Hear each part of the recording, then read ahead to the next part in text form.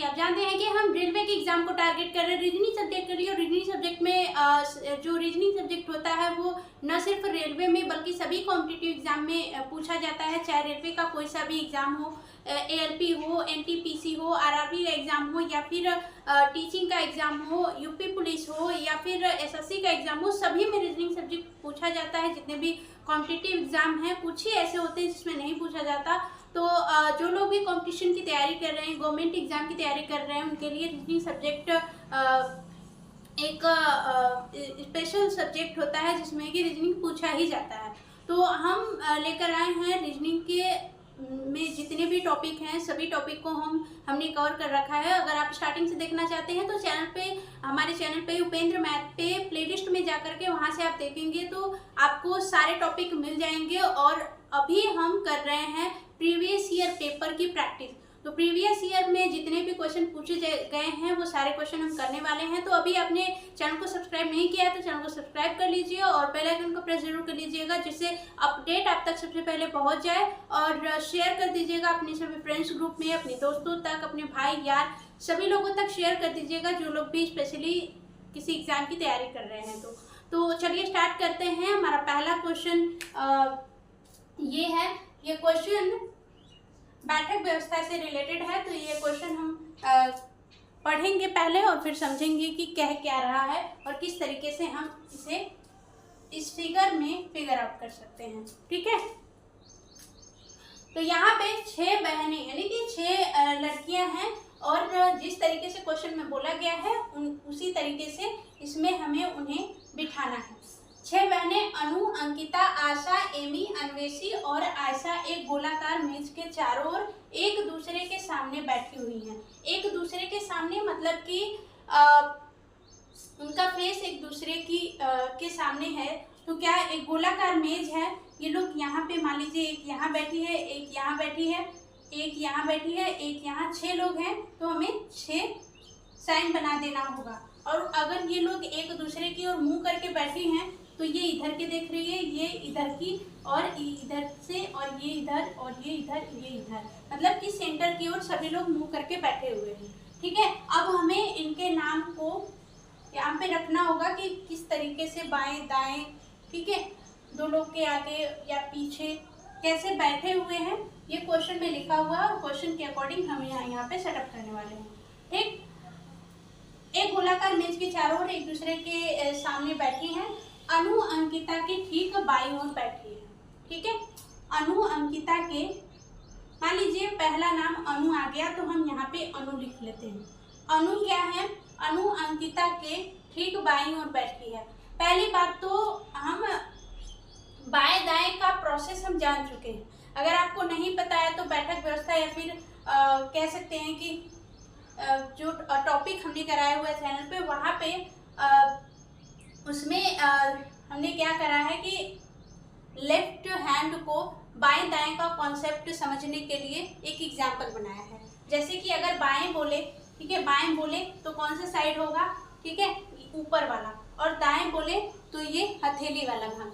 ठीक है, तो बोला क्या है कि अंकिता के बाईं ओर, तो अंकिता के जब बाईं ओर ये बैठी है तो एरो तो इधर के बन रहा है, बाईं ओर इधर हुआ ना।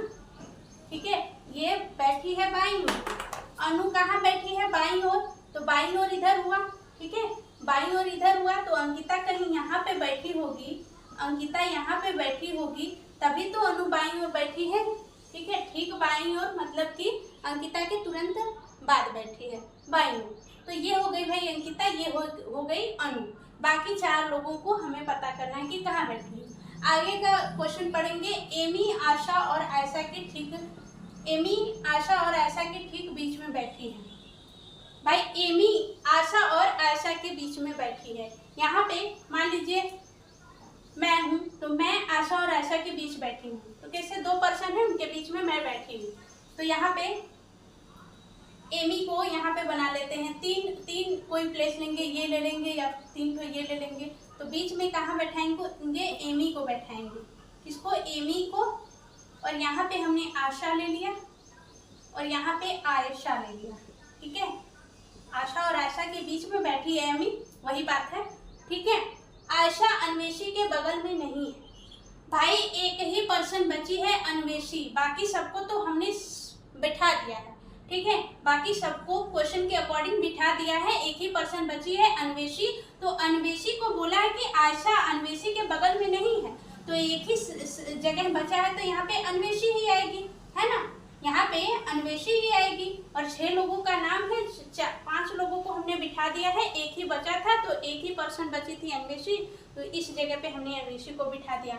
लेकिन क्वेश्चन में बोला है कि आयशा अन्वेषी के बगल में नहीं बैठी है, जो आयशा है अन्वेषी के बगल में नहीं बैठी है, ठीक। तो हम आयशा को कहाँ कर देंगे, आशा की जगह पे, और आशा को आयशा के जगह पे। क्यों? क्योंकि एमी जो आशा और आयशा के बीच में ही बैठी है, ठीक है। तो अगर हम यहाँ पे आशा को कर दें, आशा को, और यहाँ पे आयशा को, किसको, आयशा को, अगर यहाँ पे आशा और आशा को कर दें, तब भी एमी दोनों के बीच ही बैठी है, आशा और आयशा के बीच। क्या बोला है, आशा और आयशा के बीच बैठी है, तो यहाँ पे हो गई आयशा और आशा।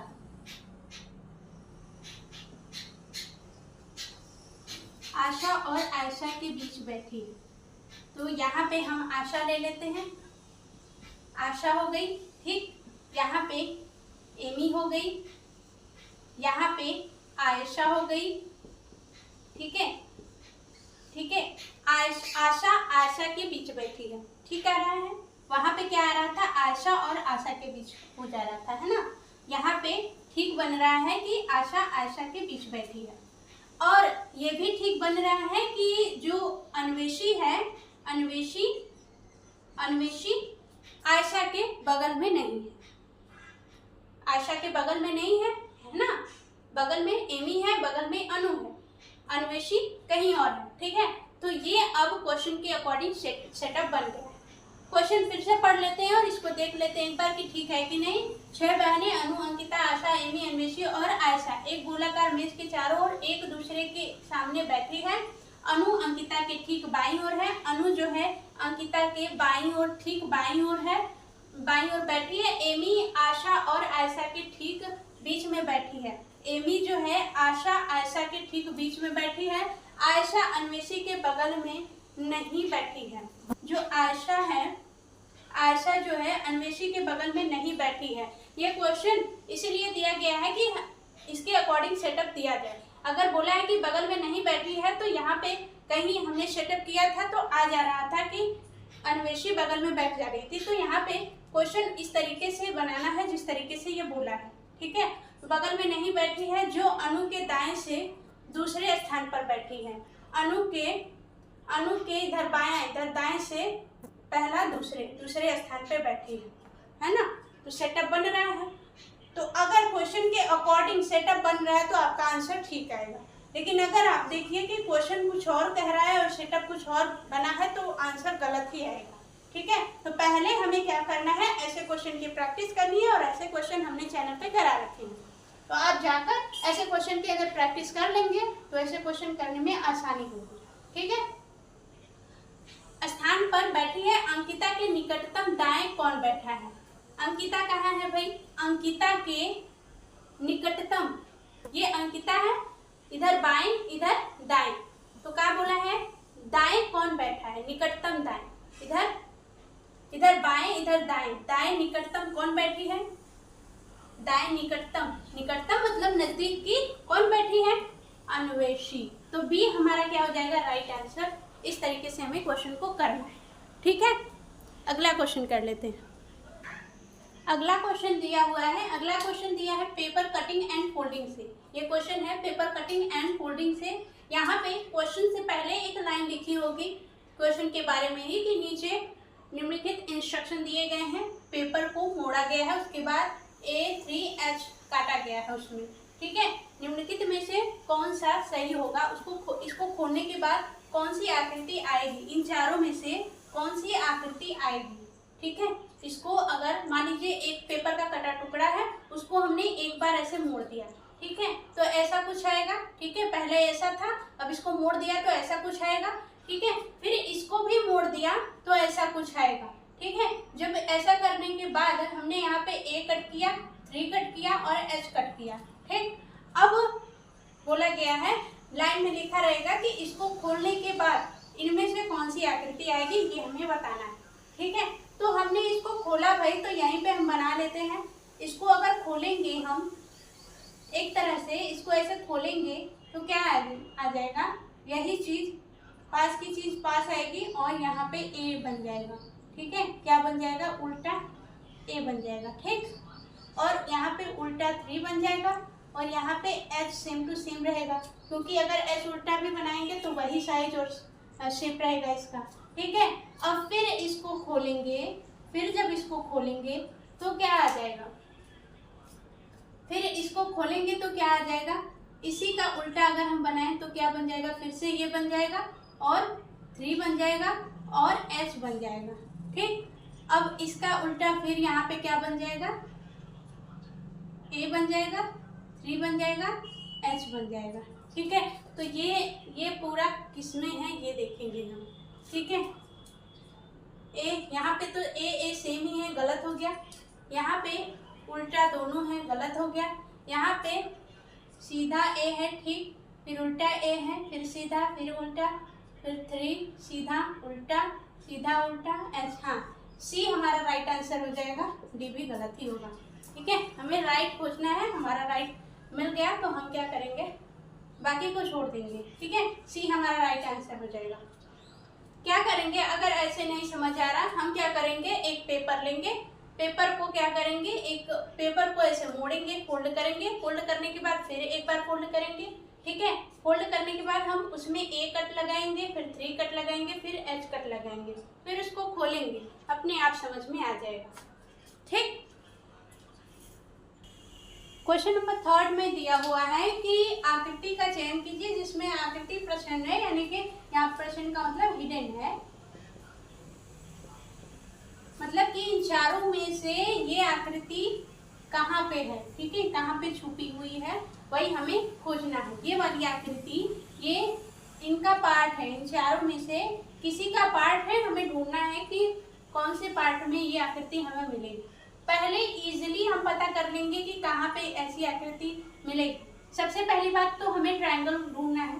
ट्रायंगल, तो एक बड़ा सा ट्रायंगल अगर हम ढूंढे तो बड़ा सा ट्रायंगल हमें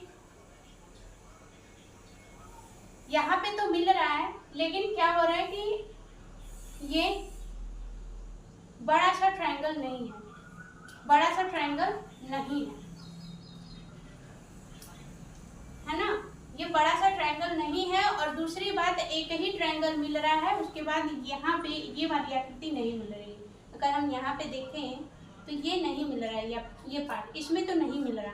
अगर इसमें हम देखें तो ट्रायंगल अगर हम ढूंढे तो ट्रायंगल यहाँ पे एक ट्रायंगल ये मिल रहा है और कई सारे ट्रायंगल मिल रहे हैं, लेकिन इसके अकॉर्डिंग नहीं मिल रहा है जैसा ये है, तो ये भी खत्म। अगर हम इसमें देखें तो ये बड़ा सा पार्ट दिख रहा है, हाँ इसमें मिल सकता है। ये ट्रायंगल हो गया आपका, यही वाला पार्ट है ना, यही वाला पार्ट ये है बड़ा वाला। फिर उसके बाद ये वाला पार्ट, ये वाला पार्ट ये है ना, दिख रहा है ना। अगर इसको फिलअप कर दें, नहीं ये नहीं, ये वाला, ये वाला और ये पूरा बड़ा सा, ठीक है, दिख रहा है ना, ये वाला और ये वाला है ना। ये ट्रायंगल बड़ा वाला और ये छोटा वाला दिख रहा है, तो सेकेंड वाला हमारा राइट आंसर हो जाएगा। ये आकृति सेकेंड वाले में हिडन है, ठीक है, सेकेंड हमारा राइट आंसर हो जाएगा। अब ये क्वेश्चन नंबर 4 क्या दिया हुआ है। क्वेश्चन नंबर 4 में हमें वहीं पे एक लाइन लिखी होगी क्वेश्चन के ऊपर कि जो क्वेश्चन मार्क है निम्नलिखित में से कौन सा अंक इसे प्रतिस्थापित करेगा। ठीक है, तो ये लाइन तो क्वेश्चन में लिखी होगी, हमें क्वेश्चन करना है तो हम क्वेश्चन करेंगे। और अगर लाइन न भी लिखी हो तो हमें क्वेश्चन देखकर ही समझ में आ जाएगा कि यहाँ पे क्वेश्चन मार्क है, तो हमें क्वेश्चन मार्क के जगह पे कौन सा इनमें से नंबर आएगा ये हमें बताना होगा, है ना। अगर लाइन नहीं भी लिखी है तो भी हमें क्वेश्चन देखकर ये समझ में आ जाएगा कि क्वेश्चन में करना क्या है। ठीक है, तो फटाफट से क्वेश्चन को करते हैं। ठीक है, पढ़ने की अगर पढ़ना है तो पढ़ सकते हैं, बट क्वेश्चंस करना ज़्यादा ज़रूरी है। हम क्वेश्चन करेंगे। ठीक है, अब यहाँ पे भाई हम देख रहे हैं कि यहाँ पे स्टार्ट हुआ है बहुत ही छोटी वैल्यू से और लास्ट में जाते जाते बड़ी वैल्यू बना दिया है। ठीक है, तो इसका एक ही ट्रिक हो सकता है कि जहाँ पे मल्टीप्लाई हो, जहाँ पे स्क्वायर हो, ठीक है, तो इस तरीके से वैल्यू बन सकती है छोटी से बड़ी।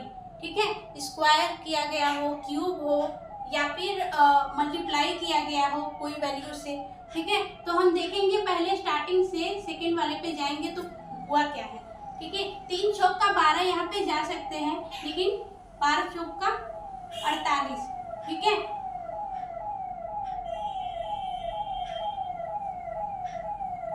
अगर 12 से 39 पे जाना हो तो क्या करेंगे?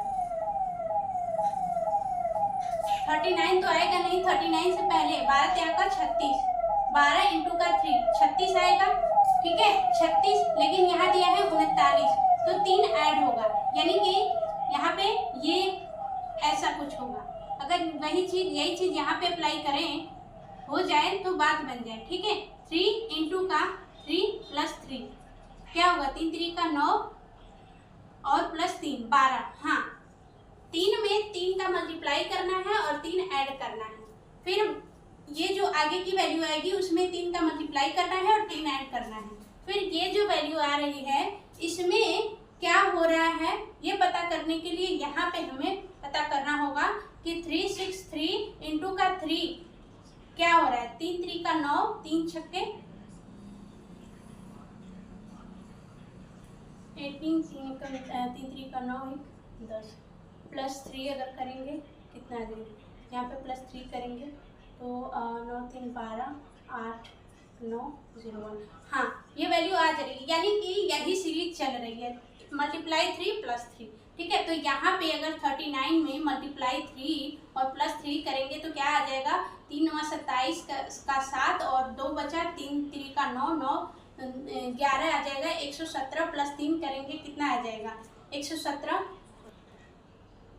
प्लस 3 करेंगे 120 आ जाएगा। आंसर में दिया है डी, हमारा राइट आंसर हो जाएगा 120।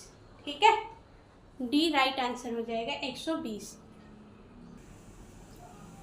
एक ये क्वेश्चन देखेंगे, क्वेश्चन नंबर 5, बहुत ही छोटा सा क्वेश्चन है। इसमें क्या करना है, जहाँ पे भी ऑप्शन दे सिर्फ ऑप्शन दे दे और लाइन में कुछ लिख दे, तो लाइन को मेजरली अगर बहुत ही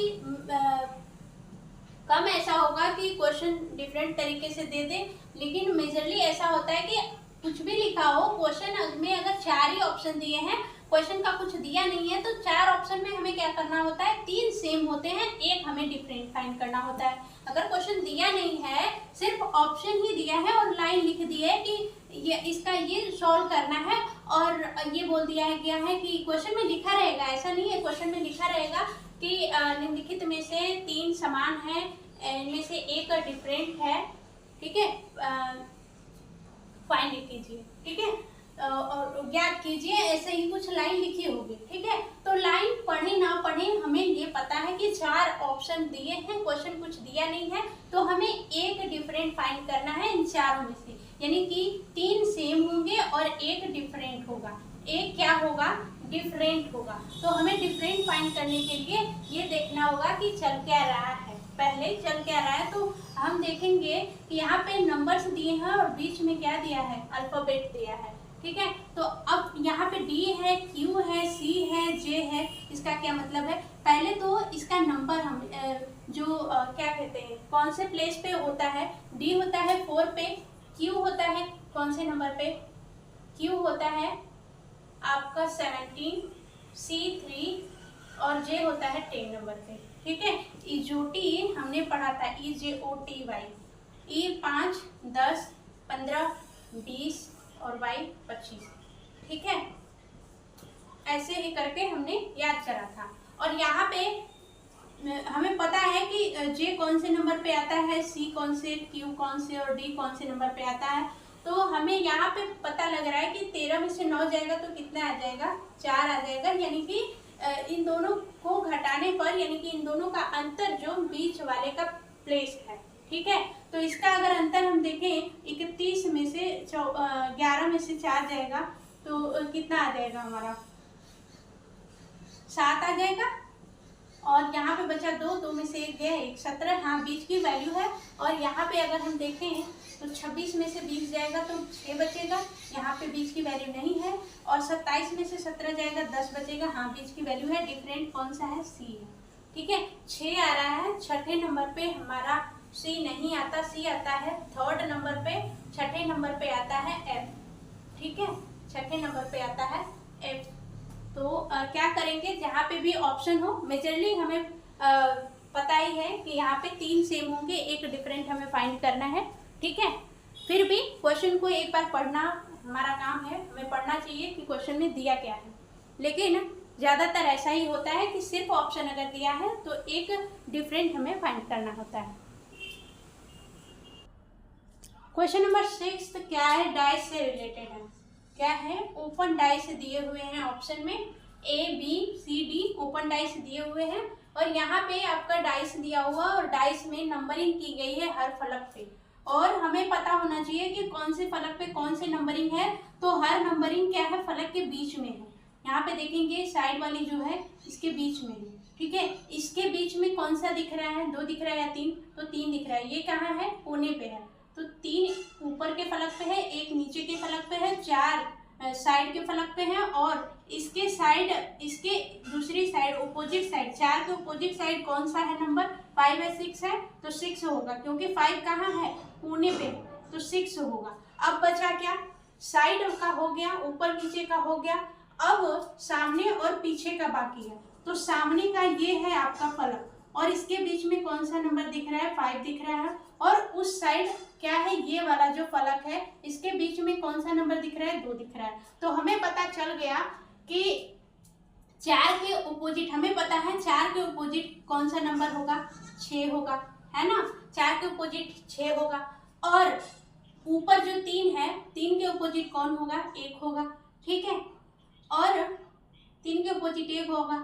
जो पीछे है और जो आगे है, तो आगे क्या है, 5 है, और पीछे क्या है, 2 है, तो 5 के अपोजिट 2 हो गया। तो इतना हमें पता हो गया। और हमें पता है कि डाइस में क्या होता है, जो एक कनेक्टेड सीरीज होती है और उससे अलग 2 सीरीज होती हैं, जो 2 बॉक्स फलक कहते हैं, जो कनेक्टेड क्या फलक है, जो कनेक्टेड फलक है, तो वो उनको छोड़कर अगर जो अलग अलग से 2 हैं, एक दूसरे के अपोजिट होती हैं। ये हमने डाइस में पढ़ा था, ठीक है। और अगर हम इसकी बात करें तो अगर पहले को पकड़ेंगे तो दूसरे को स्किप करके तीसरे के साथ मैच करेंगे, यानी कि तीसरा अपोजिट होगा किसके, पहले के, और दूसरा किसके अपोजिट होगा, चौथे के। इस तरीके से हमने पढ़ा था कि कौन सा किसके अपोजिट होगा ओपन डाइस में, ठीक है।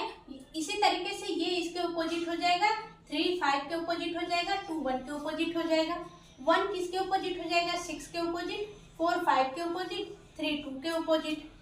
अगर यहाँ पे देखें 2 हो जाएगा 3 के अपोजिट, 1 हो जाएगा 3 के अपोजिट, 6 हो जाएगा 4 के अपोजिट, ठीक। हमें क्या देखना है, 6 किसके अपोजिट है, 4 के, 2 किसके अपोजिट है, 5 के, 1 किसके अपोजिट है, 3 के। तो हमें यहाँ पे ये देखना है कि 6 4 के अपोजिट है कि नहीं। तो अगर हम पहले में देखें तो 4 के अपोजिट 1 है, ये पहले ही गलत हो गया।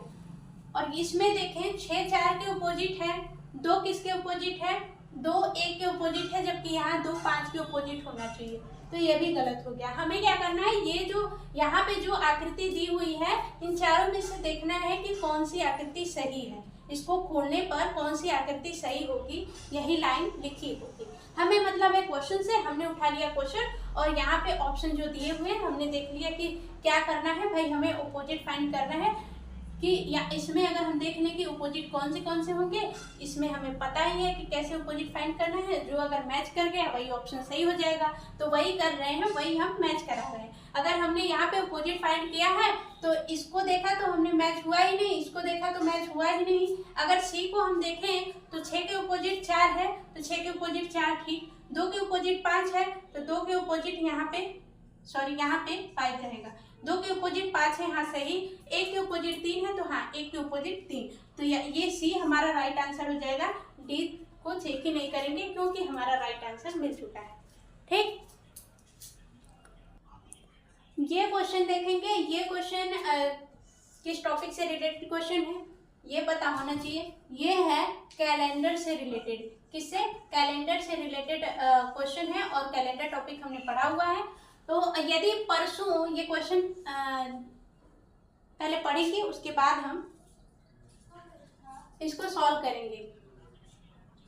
क्वेश्चन को अच्छे से पढ़ना है। यदि परसों बीते हुए कल से पहले वाले दिन, परसों की बात किया है, ये परसों कौन सा परसों है? बीते हुए कल से पहले वाले दिन।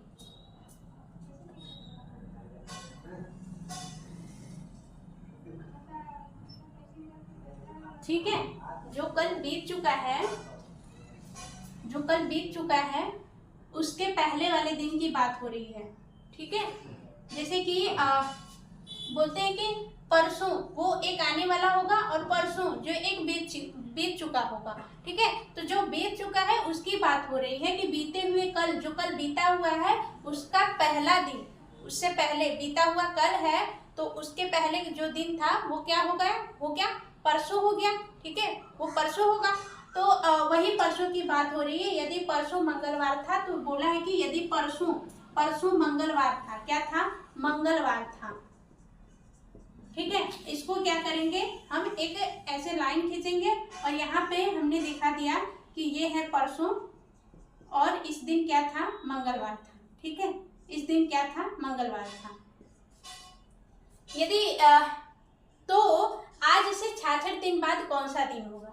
भाई परसों दिया हो या नरसों दिया हो, पूछा कि कब से है। ठीक है, तो आज से पूछा है तो परसों से हम आज निकाल लेंगे। भाई परसों मंगलवार था तो आज क्या रहेगा? ठीक है, अगर मैंने बोला कि कल सोमवार था तो आज क्या होगा? मंगलवार था, मंगलवार रहेगा, ऑब्वियस सी बात है। तो वही चीज है कि परसों अगर मंगलवार था तो मंगलवार से अगर हम आ जाएंगे तो कौन सा दिन आ जाएगा? मंगलवार। फिर उसके बाद क्या आ जाएगा?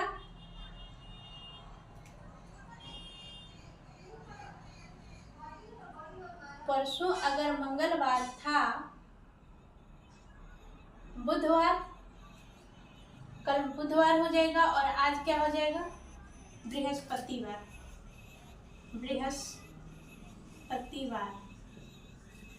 आज क्या हो जाएगा? बृहस्पतिवार। तो यहाँ पे पता चल गया कि आज हमारा क्या आ जाएगा?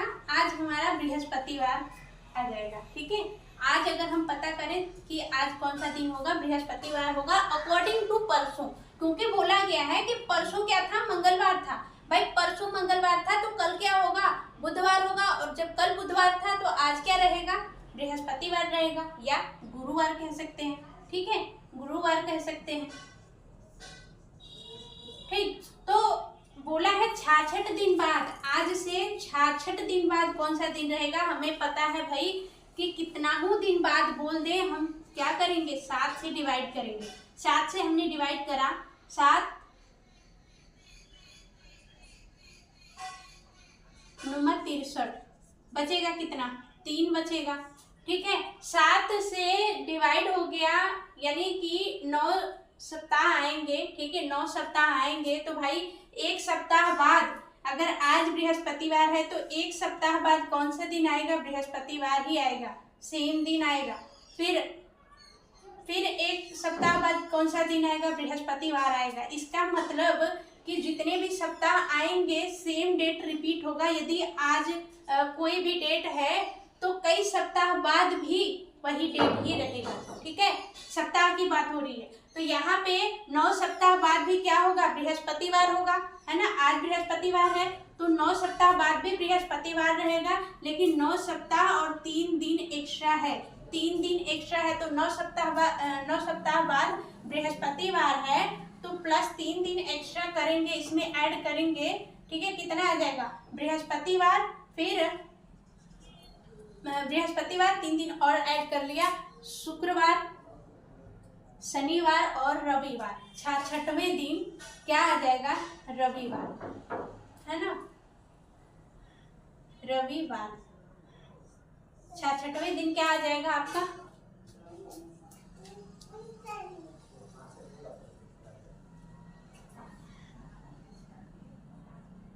रविवार आ जाएगा, है ना।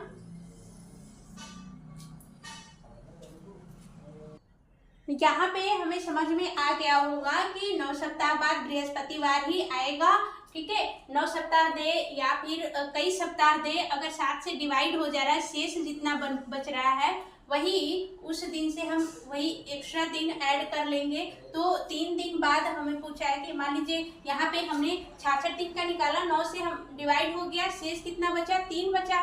तो 9 सप्ताह आया और 3 दिन एक्स्ट्रा आया।